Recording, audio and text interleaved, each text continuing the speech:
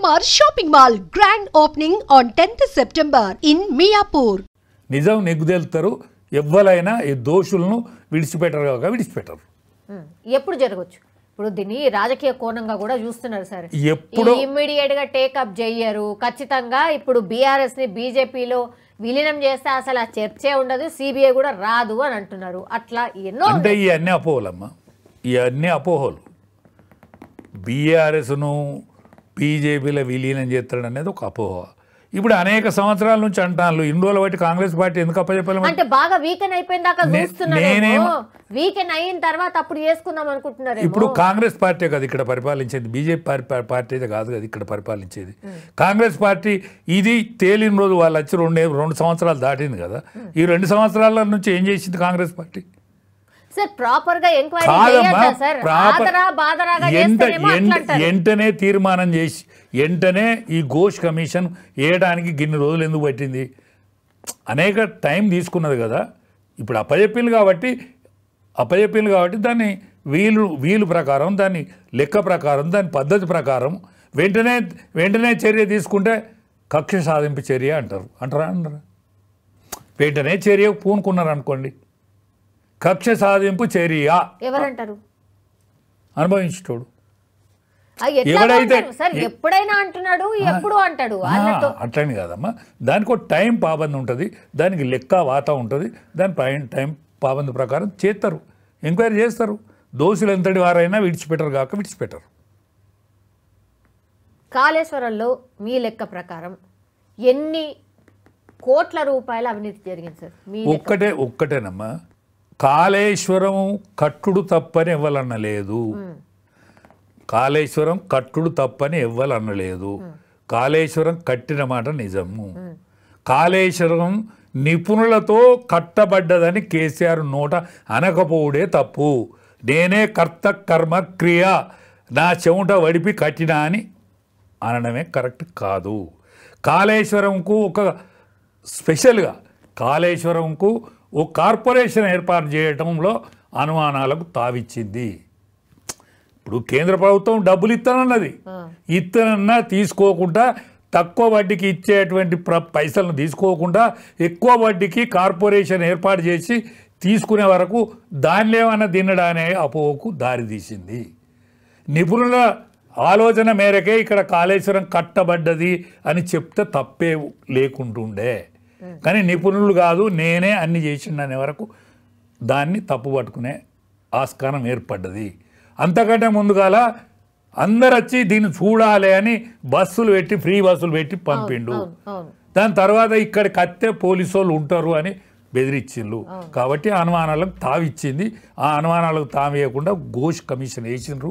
అది రిపోర్ట్ వచ్చింది, శాసనసభ కూడా చర్చించి సిబిఐకి అప్పచెప్పింది. కాబట్టి త్వరితగతిన వీళ్ళ ప్రజల యొక్క అనుమానాలను పటాపంచలం చేసే తీరుగా సిబిఐ కూడా చర్య తీసుకుంటే మంచిదని మీ ద్వారా నేను విజ్ఞప్తి చేస్తాను. రాజకీయ దురంధరుడు, రాజకీయ చాణక్యుడు కేసీఆర్ అసలు ఎట్లా జిక్తాడు అనేది కూడా ఇంకో క్వశ్చన్ సార్. అసలు దురంధరుడు అయితే తప్పులు చేయడు కదమ్మా. దురంధరుడు వేరు, తప్పులు చేసుడు వేరు కదా.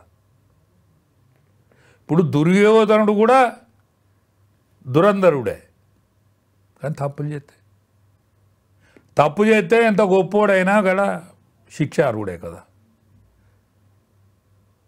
ఆయన కెపాసిటీని ఒప్పుకుందాం, శబాష్, మామూలు కెపాసిటీ కాదు ఆయనది, ప్రపంచ స్థాయి మేధావే, అందులేం అనుమానం లేదు.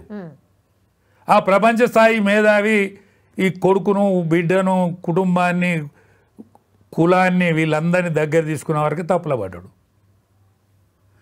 మెజారిటీ దళితులు, మెజారిటీ బీసీలు, మెజారిటీ ఎస్సీలు, ఎస్టీలది ఈ తెలంగాణ అని ఆయన నోటనే అన్నాడు. దాని తర్వాత ఆయన కుటుంబం మాత్రమే దీని సింహాసనం ఆక్రమించింది. ఆయన కుటుంబానికి జిందాబాద్. లేకపోతే మమ్మల్ని కొట్టిన వాళ్ళను, ఉద్యమకారులను తిట్టిన వాళ్ళను, వాళ్ళని లీడర్లను చేసి మమ్మల్ని నమస్తే పెట్టు అని కాడికి తీసుకొచ్చుడే ఈ దరిద్రానికి మూల కారణమై కూర్చున్నాడు. అంతే, తప్ప లాస్ ఉన్నాయి, కోర్టులు ఉన్నాయి, ఆల్రెడీ అప్రోచ్ అవ్వడం స్టార్ట్ చేసిండ్రు కూడా. ఎక్కడ కూడా లేదా సార్ ఛాన్స్? అంటే సిబిఐ విచారణ వరకు కూడా పోకుండా కెపాసిటీ ఎందుకు ఆపాలి మరి? ఆయన కూడా నిజం నీకు తేలితే మంచిదే కదా ఆయన కూడా. మరి రానే రాకపోయే కదా సార్, మరి అసెంబ్లీకి వచ్చి ఆన్సర్ చెప్పాల్సింది కదా, ఏ రానే రాకపోయే. ఆయనకి ఈ విమర్శ కూడా ఉంది, ఆయనకి హెల్త్ మంచిగా లేనట్టున్నది. లేకపోతే వస్తున్నారా సార్? ఇదివరకు రాలేదా, ఇదివరకు వచ్చింది. ఆయన కొద్దిగా నాది నడతలేదంటే ఆయన వచ్చే బాపతి మనిషి కాదు, కానీ వచ్చు కావచ్చు, కానీ హెల్త్ కూడా మంచిగా లేనట్టున్నది. హెల్త్ కూడా ఒక కారణం, ప్రధాన కారణం అయి ఉంటుంది. ఓకే, నిన్నటి నుంచి కూడా పార్టీ నేతలతోని కంటిన్యూషన్గా ఫామ్ హౌస్లో చర్చలు జరుపుతున్నారు. ఈ రోజు కూడా కొనసాగిన పరిస్థితే ఉంది సార్, అదే వార్తలు వస్తూ ఉన్నాయి.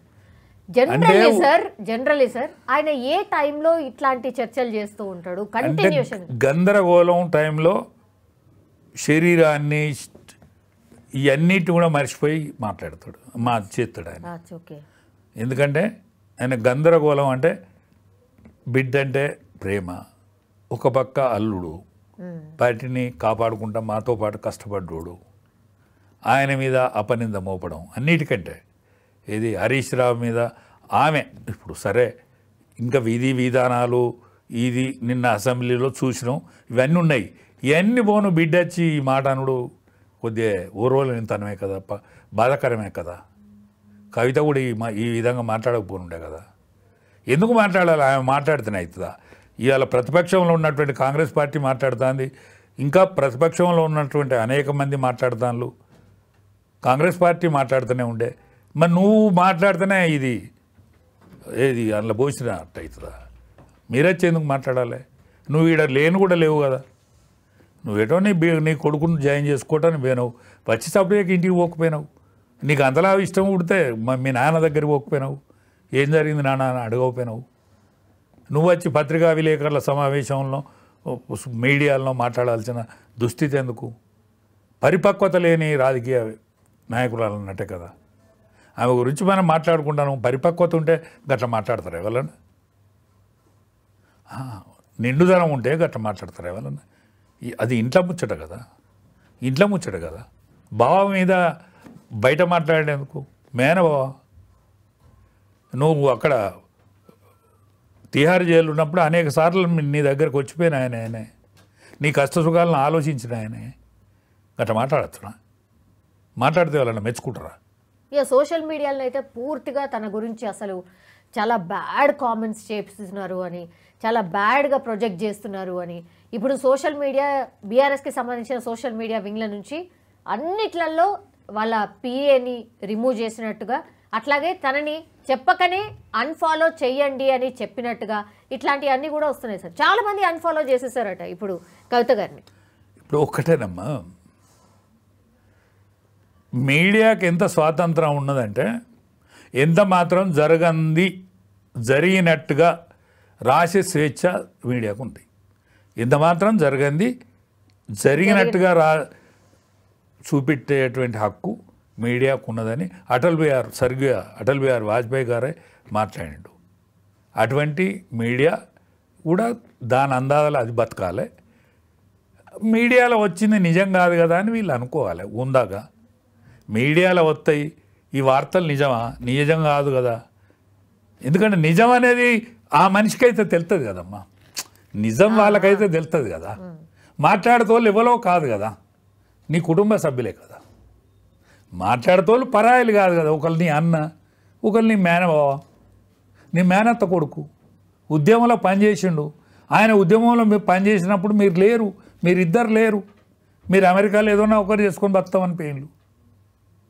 అటువంటిది వాళ్ళు నీ పరాయిలు కాదు కదా. వేరే వాళ్ళు మాట్లాడితే నువ్వు తప్పట్టుకో. కానీ నువ్వు లిల్లు పుట్టంటివి. ఆయన కూడా మీ కుటుంబ సభ్యుని మెదిలిండు. నాకు తెలుసు, ఎందుకంటే నేను దగ్గర ఉన్నా కాబట్టి నాకు తెలుసు. ఆయన కూడా మీ కుటుంబ సభ్యుని మెదిలిండు. ఆయన ఏదంటే అది మార్చే శక్తివంతుడు ఆయనే పార్టీలో. సార్ లాస్ట్లీ ఏం జరగవచ్చు సార్? ఏది జరగాలనో అది జరుగుతుంది. టీఆర్ఎస్ మాత్రం గురించి మాత్రం ఇక మనం మాట్లాడుకున్న రోజులు అయిపోయినాయి. అంత పెద్ద మాట అన్నారు ఏం సార్? టీఆర్ఎస్ పోయి అది బీఆర్ఎస్ అయినాడు, దాని పని అయిపోయింది. నేను ఇదివరకు అనేక వేదికల మీద మాట్లాడినా, ఇప్పుడు కూడా మాట్లాడతాను. Sir thank you so much sir. చూద్దాం ఏం జరుగుతుందో. నిజంగానే అంటే కవిత గారిని సస్పెండ్ చేసిన తర్వాత రాజకీయ పరిణామాలు ఎట్లుంటాయి, తన స్టెప్స్ ఏంటి అనేది కూడా పెద్ద ఎత్తున చర్చ అయితే జరుగుతోంది. బట్ కవిత గారు అట్లాగే దెన్ కేసీఆర్ గారితో ట్రావెల్ చేసినటువంటి వ్యక్తులు మాత్రం చాలా గట్టిగా చెప్తున్నారు వాళ్ళ అభిప్రాయాలు. చాలా అంటే అప్పుడున్నటువంటి పార్టీ వేరు, ఇప్పుడున్నటువంటి పార్టీ వేరు, పూర్తిగా మారిపోయింది.